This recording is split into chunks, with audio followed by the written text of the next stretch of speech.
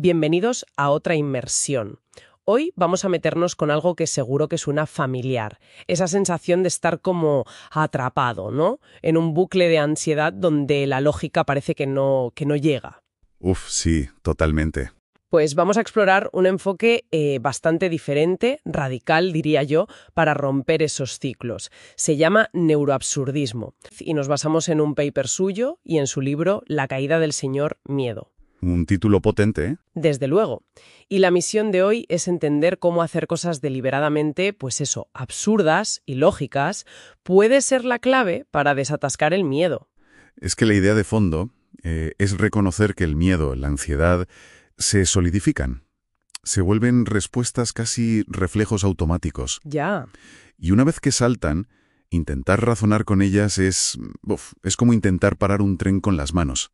El cerebro ya ha cogido un atajo y va a toda máquina. Justo ahí está el problema, ¿verdad? Esa rigidez, ese automatismo. Porque, a ver, las terapias cognitivas son súper útiles, pero a veces parece que se dan contra un muro invisible. Intentan cambiar el pensamiento, pero el patrón ya está disparado, a nivel neuronal, corporal. Exacto. El patrón es rápido, es eficiente para el cerebro, aunque a nosotros nos haga polvo. Por eso, entender bien cómo se monta ese automatismo es fundamental. Vale, pillado el problema, la rigidez. Pero ¿qué pasa en el cerebro? O sea, ¿qué mecanismos concretos explican que ese miedo se quede tan pegado? El material de algunas pistas, ¿no? Sí, se apoya en varias ideas clave. Una es el famoso chunking de Miller.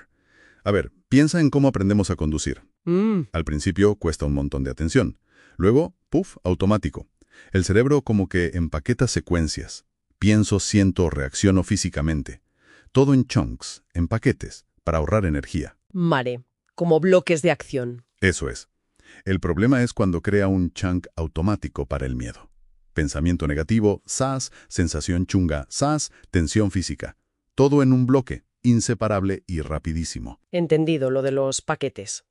Pero, ¿y la mente? ¿Qué pasa cuando no para de darle vueltas a lo mismo, a esa preocupación? Ahí entra otra pieza. La red neuronal por defecto. La DMN. La estudió mucho Rachel. Ujú. Es, digamos, la red que se activa cuando estamos en reposo, con la mente divagando.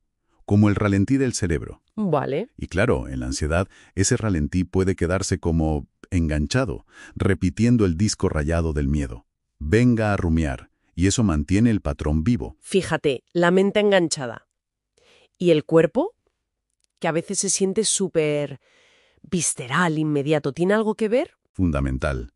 Ahí conectamos con los marcadores somáticos de Damasio. Son esas señales físicas tan potentes, ¿sabes? El nudo en el estómago, la presión en el pecho, la tensión. Uf, sí. Actúan como alarmas corporales. Sientes la alarma y ¡pam!, salta la respuesta de miedo, de querer huir. A menudo antes incluso de que la parte racional del cerebro se entere de qué va la cosa. Es un aviso rápido, una firma física de la emoción. Vale.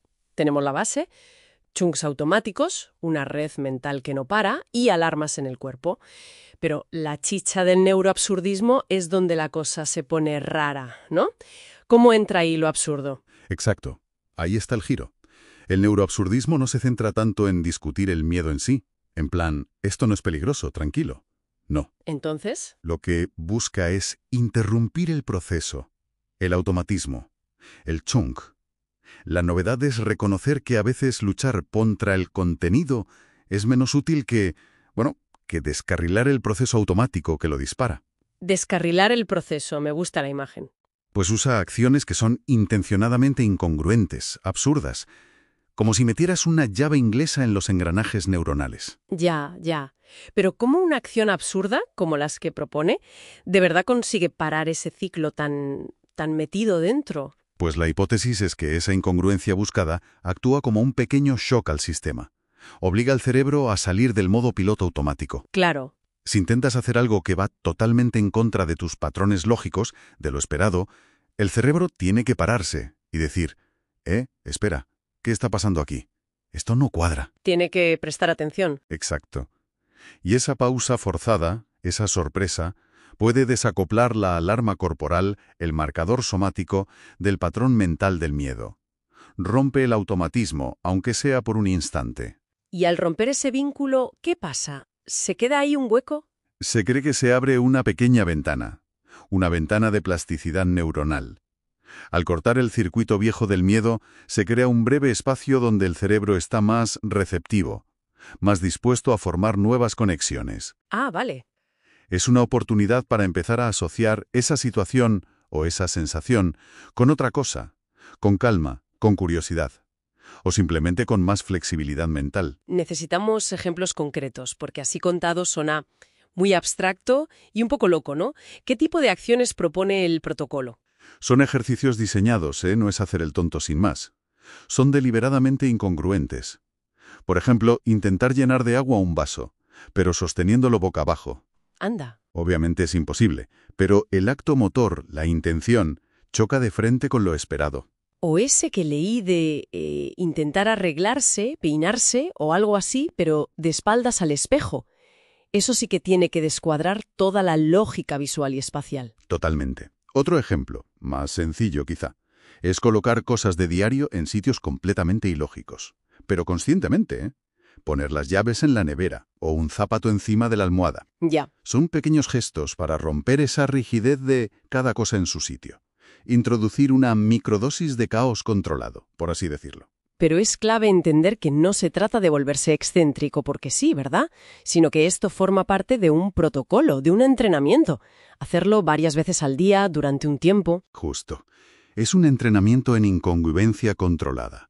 La propuesta suele ser hacerlo unos 10 o 15 días, varias veces al día, para enseñarle al cerebro a ser más flexible, menos esclavo de esos automatismos de miedo tan fastidiosos.